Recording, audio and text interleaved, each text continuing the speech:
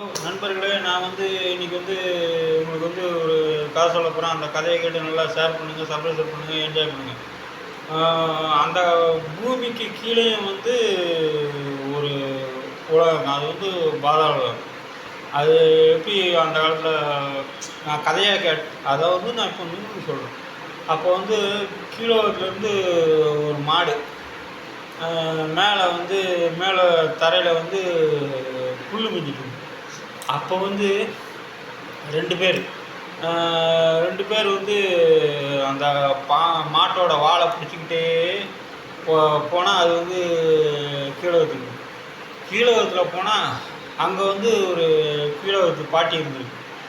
அந்த பாட்டி என்ன பண்ணிருக்கு, ஐயோ நீங்கள் ஏன் மேலேருந்து கீழே வந்தீங்க, என் மகனுங்க வந்தாங்கன்னா உங்களுக்கு உங்களை பிடிச்சி தின்றுவாங்க. ஏன்னா அவங்களுக்கு எப்படி இருக்குமா, வால் முளைச்சிருக்குமா.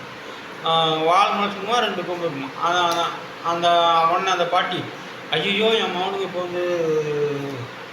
சாப்பிட்ற வருவானுங்க, நீங்கள் என்ன பண்ணுறீங்க, நான் உங்களை இதுக்குள்ளே மறைச்சி வச்சிடுறேன், நீங்கள் இதுக்குள்ளே மறைச்சிக்கோங்க, இது என் மகனுக்கு போனதும் நீங்கள் மேலே போயிருங்க அப்படின்ட்டு. உடனே சரி பாட்டி அப்படின்ட்டு அவங்களும் இன்றைக்கி என்ன குழம்பு எதுவும் புதுசாக எதுவும் மேலேருந்து மானியந்தேவர்கள் வந்தார்களா அப்படின்னு. இல்லை யாரும் வரலப்பா. சரி, உடனே அவங்க போனதான் அந்த பாட்டி அவங்கள திறந்து அவங்க இப்போ தப்சா பழச்சுன்னு மேலே ஓடி அப்புறம் மேலே உள்ளவங்களாம் சொன்னோன்னு எல்லோரும் சேர்ந்து இனிமேட்லேருந்து அந்த ஓட்டை வழியாக நம்ம யாரும் உள்ளே போகக்கூடாதுன்னு அதை ஒரு பெரிய கல்லை போட்டு எடுத்தாங்க. இந்த மாதிரி அந்த காலத்தில் நடந்துதான். அதை நான் கேட்டேன். அதை இப்போ நான் உங்கள்கிட்ட சொன்னேன். அடுத்தது இன்னொரு கதை. இப்போ ஒரு ஒரு மனுஷன் எப்படி வளர்கிறானோ, யாரால் வளர்க்கப்படுறானோ அவங்க மாதிரியே தான் வளரணும்.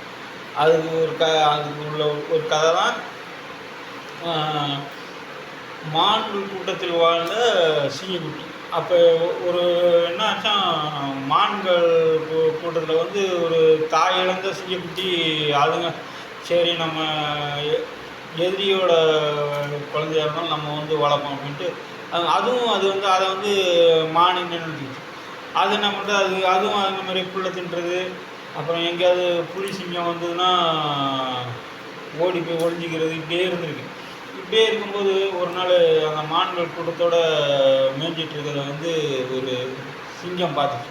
இன்னும் இது நம்ம சிங்கம். உடனே இந்த சிங்கம் வேட்டையாட போட்டாங்க. இதுவும் அதுங்க கூடயே ஓடி போட்டான். ஆனால் அவங்க மொத்த சிங்கங்கள்லாம் போய், இல்லை நீ சிங்கம், நீ மான் கிடையாது, நீ எங்களை பார்த்து பயந்து ஓட வேண்டியது கிடையாது அப்படின்னு அப்புறம் அதுங்க கூப்பிட்டு போய் அதை வளர்க்கு. அப்புறம் அது சிங்கம். இந்த கதையிலேருந்து என்ன தெரியுது, மனுஷனாக இருந்தாலும் மிருகமானாலும் நம்ம எப்படி யாரால் வளர்க்கப்படுறோமோ அந்த மாதிரி தான் வளரும். அதான் இந்த கதையோட. நன்றி, வணக்கம்.